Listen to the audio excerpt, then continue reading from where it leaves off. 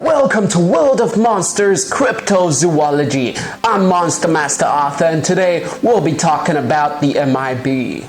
You heard me, the Men in Black. So stay tuned.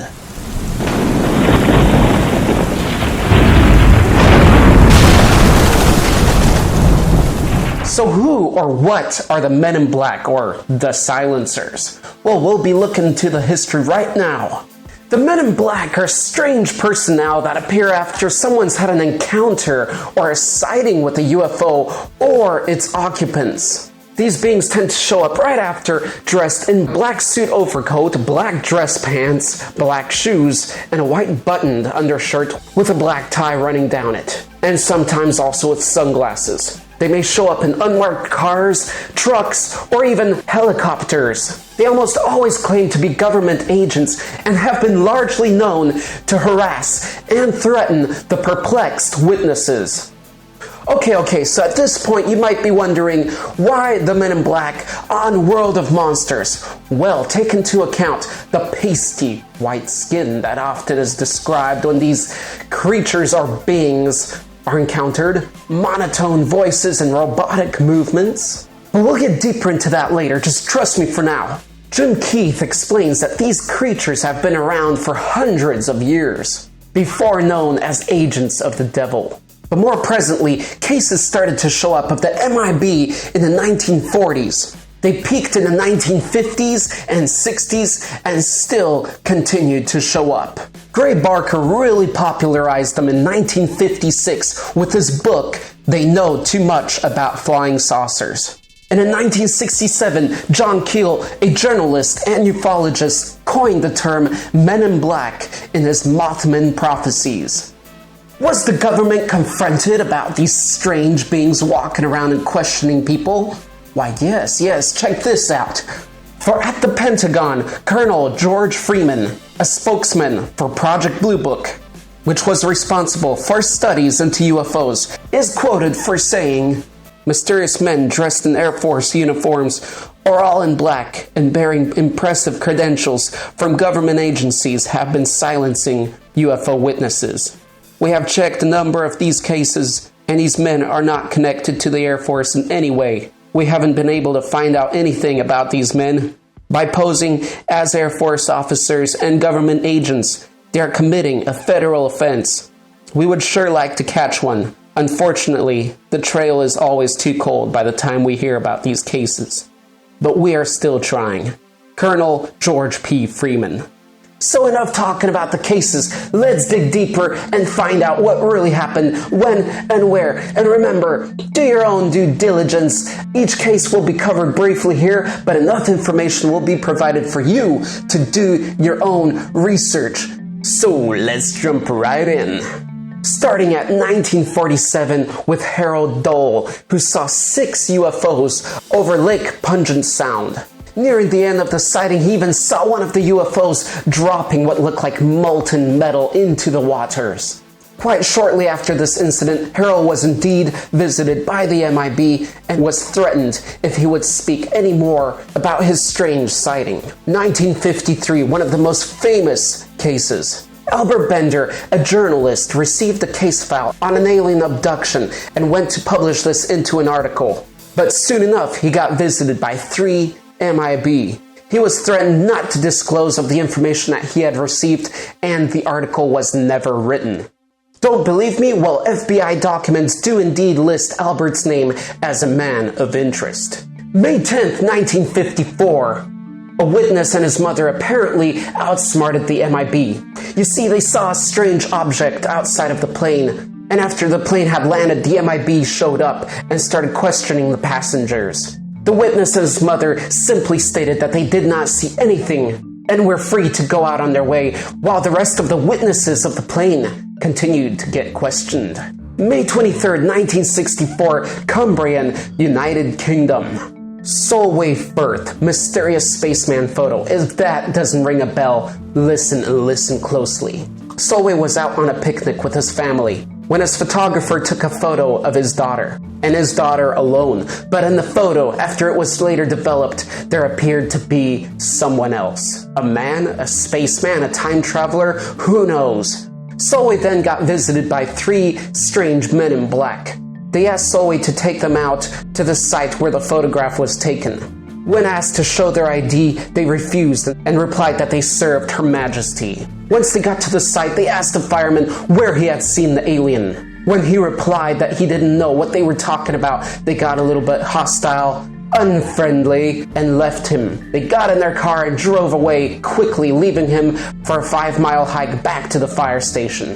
1965, Jersey City, the first photographed MIB? That's right, Tim Beckley reports that he is the first to take an actual photograph of a man in black that was watching witnesses of another strange UFO sighting.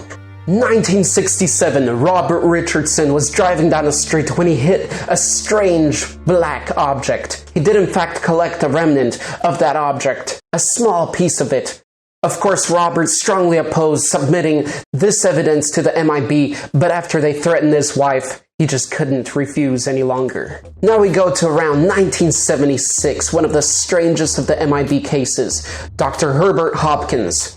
One night, the doctor was reading up about a strange UFO incident, when suddenly a mysterious reporter called to discuss the incident with Dr. Herbert. And then, almost instantaneously after the phone call, the supposed reporter was at the door, dressed in black and with totally pale skin, just white skin and hairless. As the strange man talked to the doctor and wiped his lips, the doctor noticed that he had wiped off something like lipstick, and that his lip color was indeed brushed or painted on.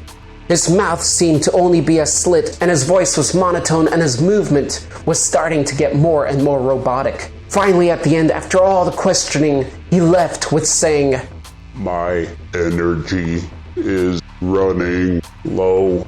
Must go. Goodbye." Now that's some creepy stuff, but let's not stop there. Let's keep going.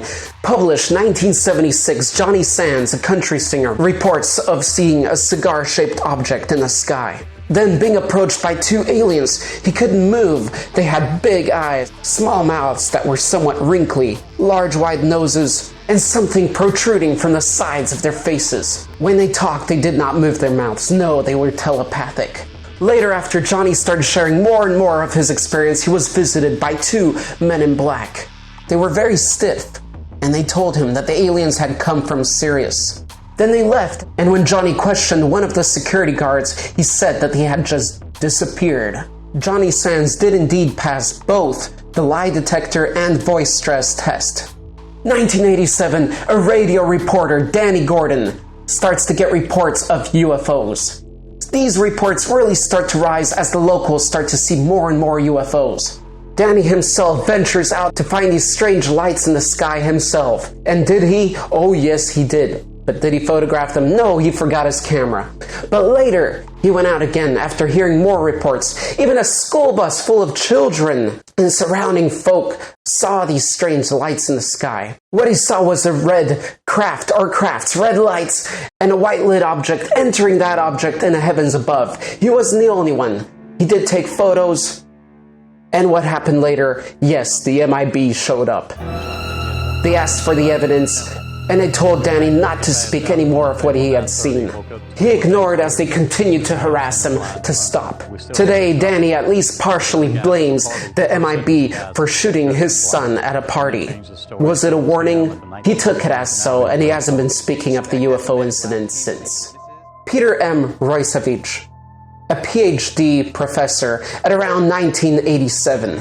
The professor was silently reading in the library of the University of Pennsylvania when an MIB sat down next to him. He spoke to him of the UFO phenomena and asked the professor if he was interested.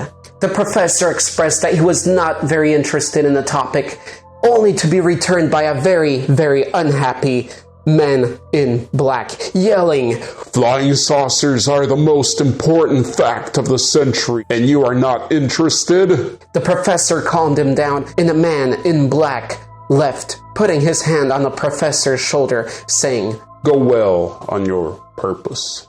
After the MIB left, the professor stood up and walked to the entrance of the library. Nobody was there. Nobody was in fact in the library. He found himself all alone, and it took him a while to calm himself down. All right, folks, welcome to The 21st century, Niagara Falls, 2008. A hotel manager spots a giant black silent triangle in the sky. Now, you may have heard of this case already, as it may indeed just be one of the most compelling pieces of evidence on the MIB. Two strange, tall, and identical men in black enter the hotel and begin interrogating the people in the lobby and searching throughout the hotel for the manager. They harassed the staff, one of which said that they had strange big blue eyes and didn't blink and had hairless faces.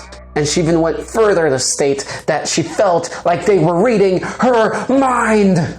Let's not stop there, let's keep going. May 14th, 2008. A strange object crashes near the Colorado River. But no worries, it is quickly cleaned up by helicopters, and then, of course, the MIB show up. People all over the local town see these strange characters walking about, and their strange unmarked vehicles. Yes, and they're souped up too. How do we know? Well, even the news team saw them and recorded them on film, so check it out. It's a armored tractor, and then the trailer is a secure trailer that is capable of basically defending itself. 2009, a History Channel show called UFO Hunters does an episode on the Dulce underground bases. One of the controversial things they showed in this episode was a photo of what looked like an experimental hybrid creature. Apparently, this episode upset some people in high places so much that they canceled the show right after. So where are the men in black in this case? Well, you can imagine they're in there somewhere. But either way, it makes for an interesting event worth mentioning. July 2nd, 2010. On camera, again, an MIB car. Is it black? No, these are two white vans. As a MUFON investigator films the two white unmarked vehicles outside of a UFO witness's house. At this point, you might be wondering how empty these threats of the men in black really are. What happens if you just do not refuse to talk? If you continue to share about your experiences with the public around? Well, what do you want to know? What do you want to see? Are we talking about death here? Well, let's go into these cases. Thank you for watching part 1 of our episode on the MIB, the Men in Black. Please click on any of the annotations on the screen to proceed to part 2 of the Men in Black, or follow the link in the description below. If you enjoyed this episode, leave us a like, let us know what you think, and be sure to subscribe if you haven't yet.